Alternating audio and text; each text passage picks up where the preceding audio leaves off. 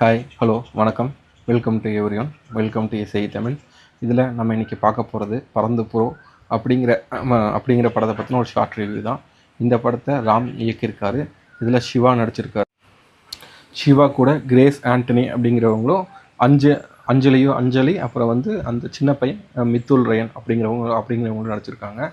So இந்த படம் ஒரு சின்ன பையனோட லைஃப்பில் ஏற்படுற ஒரு இன்சிடெண்ட்.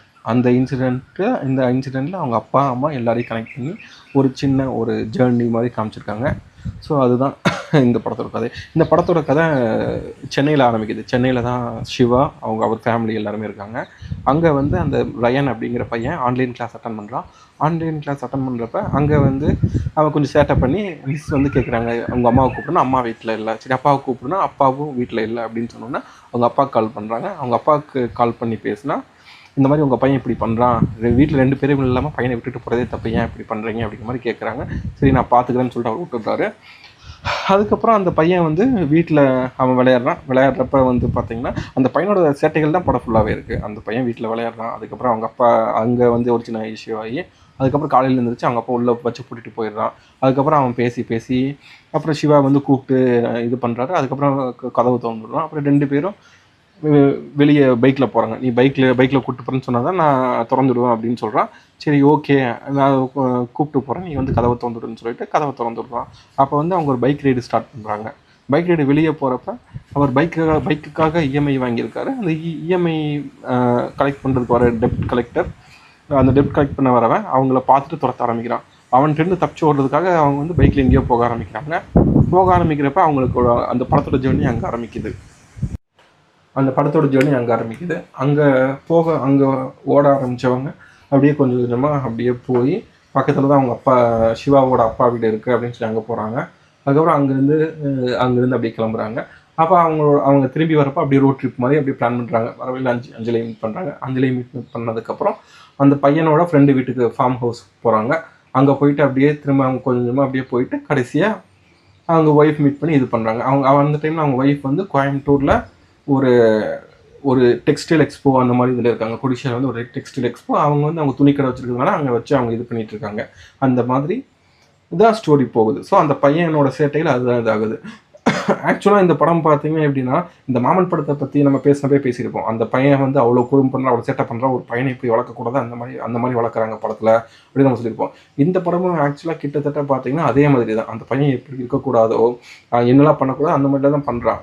உண்மையாகவே இப்படி ஒரு பையன் வீட்டில் இருக்கான்னா அவங்க அம்மா அப்பா எப்படி ரியாக்ட் பண்ணுவாங்க, இந்த மாதிரி தான் இருப்பாங்கன்னா கண்டிப்பாக அது வாய்ப்பே இல்லை. இந்த மாதிரி எல்லாத்தையும் அவன் சேட்டை பண்ணிட்டு எல்லாத்தையும் இது பண்ணிட்டு அப்படி இருக்கான் அப்படின்னா எந்த பேரண்ட்ஸாலையுமே அதை பொறுத்துக்கிட்டு இருக்க முடியாது. அவங்கள மாதிரி அவ்வளோ அட்ஜஸ்ட் பண்ணிட்டு அவ்வளோ இது பண்ணிட்டு இருக்கவும் முடியாது. டக்குன்னு நைட்டு உங்கள் அப்பா அம்மா வீட்டில் தங்கியிருக்கப்ப நான் இங்கே இருக்க மாட்டேன், போகலாம், ஏன் எதுக்குன்னு கேட்காதீங்க அப்படின்னு சொல்கிறான் அவன். சிவா முடியாதுன்னு சொல்லிட்டு அப்போ திடீர்னு சரி ஓகே போகலாம் அப்படின்னு சொல்கிறாங்க. எத்தனை வீட்டில் பாட்டி வீட்டில் இருக்க மாட்டேன் கூப்பிட்டு போன்னு சொன்னால் நைட்டை கிளம்பிடுவாங்கன்னு நம்ம ஒத்துக்கவே முடியாது, அது ஏற்றுக்கவே முடியாது. அந்த மாதிரி நீங்கள் இப்போ இருக்க படங்கள் நம்ம இது வரைக்கும் நம்மளோட அனுபவங்கள் அதெல்லாம் வச்சு பார்த்து ஒவ்வொரு இடத்துக்கு போகிறப்பையும் ஏதாவது ஒன்று நடக்கும்னு சொல்லி நம்ம எக்ஸ்பெக்ட் பண்ணிட்டே இருக்கோம்.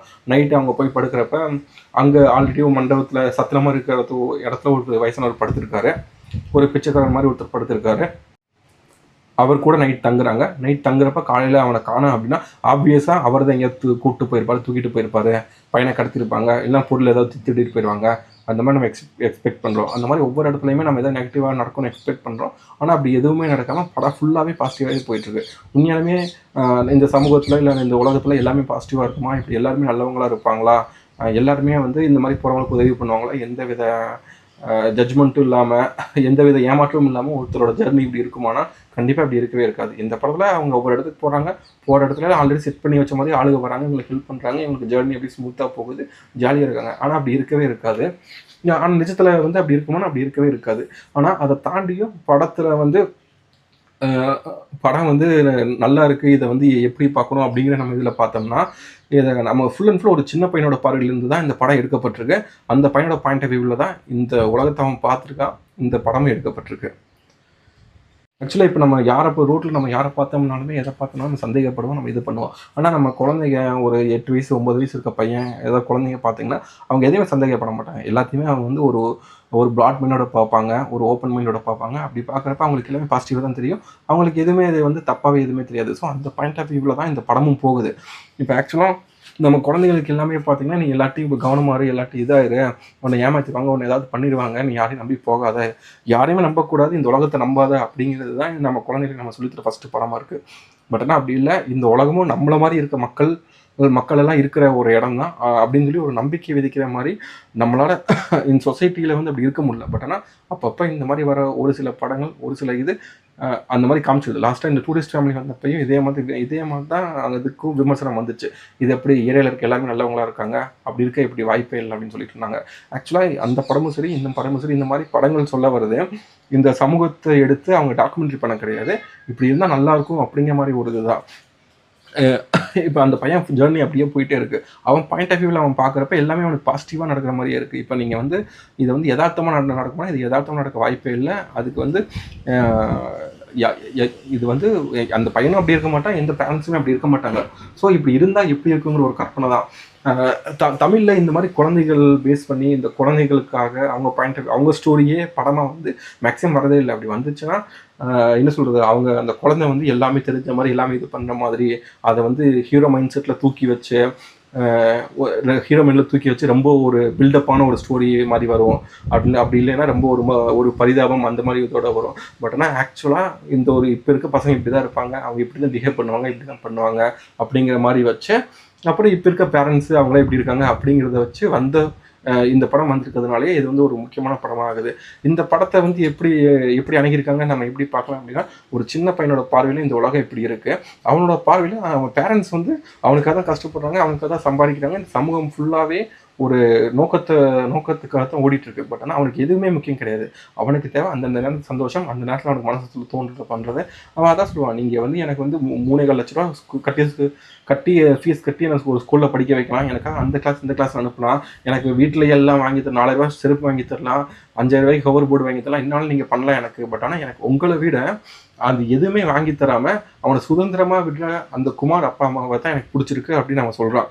அது ஏன்னா அவனுக்கு தேவை அந்த இடத்துல அவங்க பார்த்து பார்த்து செய்யற அவ்வளோ பெரிய விஷயங்கள் கிடையாது. அவனுக்கு தேவை அவன் நினைச்சத அவனுக்கு தேவை அவன் நினைச்சதை பண்றதுக்கான சுதந்திரம் தான். அது வந்து அங்க கிடைக்குதுங்கிறப்ப அவனுக்கு இவங்களை விட அது அது வந்து அவனுக்கு பெட்டரா தெரியுது. குழந்தைகளோட உலகம் வந்து அவ்வளோதான் அவங்களுக்கு. நமக்கு வேணா இது பெருசு பெருசா தெரியும். நான் அவனை வந்து இப்போ இருந்து கோச்சிங் அனுப்பிச்சிட்டு இருக்கேன். 5th நான் அவனை இந்த கோச்சிங் அனுப்புறேன், அந்த கோச்சிங் அனுப்புறேன். அவனுக்கு பின்னாடி இதாக இருக்கும். அதுக்காக நான் அவனுக்கு அவ்வளோ ஸ்பெண்ட் பண்றேன், இவ்வளோ ஸ்பெண்ட் பண்றேன் அப்படிங்கிறது உங்களுக்கு வேணா பெருசா இருக்கும். பட் ஆனால் குழந்தைகளோட உலகத்துல குழந்தைகளோட பாயிண்ட் ஆஃப் வியூல அதெல்லாம் அவனுக்கு இதாவே இருக்காது.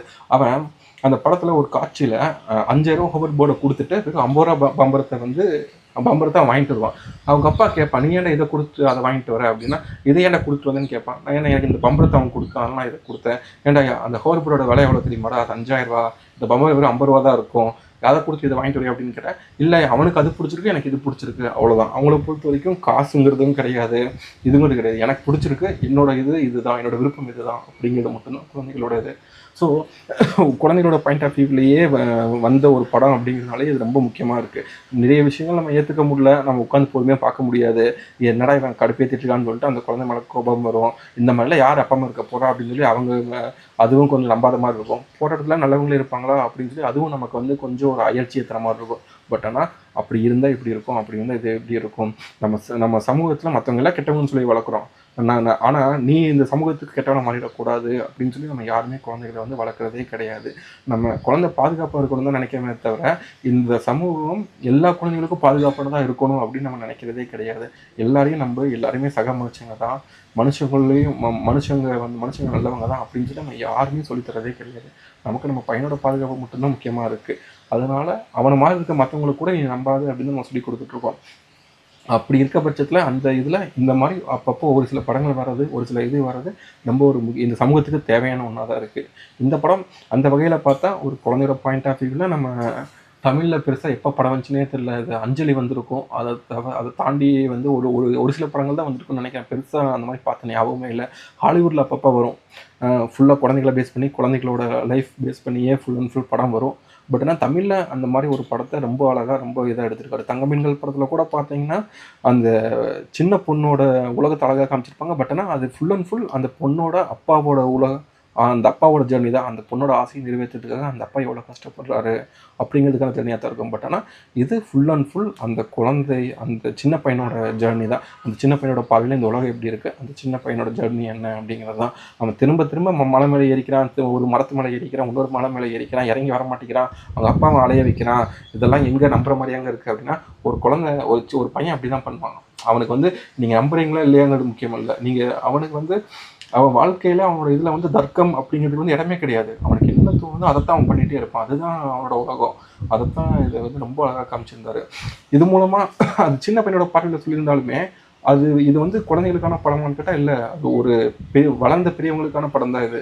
அந்த குழந்தை பாயிண்ட் ஆஃப் வியூ எப்படி இருக்கும், அவனுக்கு எது முக்கியம், நம்ம தான் ஒரு பர்பஸ் இல்லாமையே லைஃப்பில் ஓடிட்டே இருக்கோம். நம்மளா ஒரு இது ஃபிக்ஸ் பண்ணிட்டு அதை நோக்கி சம்மந்தம் இல்லாமல் நம்ம அது பின்னாடியே ஓடிட்டுருக்கோம் அப்படிங்கிறத பற்றி ரொம்ப அழகாக காமிச்சிருப்பாங்க. நிறைய காட்சியில் நமக்கு தெரிஞ்சுட்டே இருக்கும். நம்ம ஒரு இதை நோக்கி, ஒரு பர்பஸ் நோக்கி நம்ம ஓடிட்டே இருக்கோம், இது பண்ணிகிட்டே இருக்கோம் அப்படிங்கிற மாதிரி நம்ம காமிக்கிறாங்க, நமக்கு சொல்கிறாங்க.